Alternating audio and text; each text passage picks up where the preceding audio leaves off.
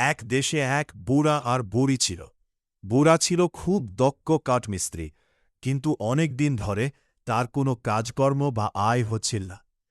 সংসারে অভাব, দুজনেই চিন্তায় পড়ে গেল। একদিন বুড়া বনে গিয়ে বসে ভাবছিল, কি করে টাকা রোজগার করব।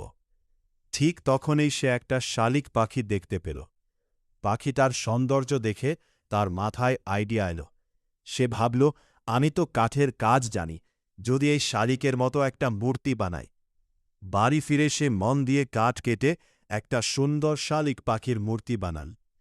এ তো নিখুঁত হল যে দেখতে একদম জীবন্ত মনে হয়।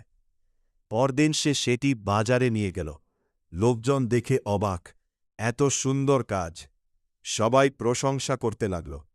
একজন ধনী ব্যক্তি সেই মূর্তিটি ভালো দামে কিনে নিল। এরপর বুড়ার কাজের খবর ছড়িয়ে পড়ল চারদিকে। ধীরে ধীরে তার অভাব দূর হল, আর বুড়া বুড়ি সুখে দিন কাটাতে লাগল।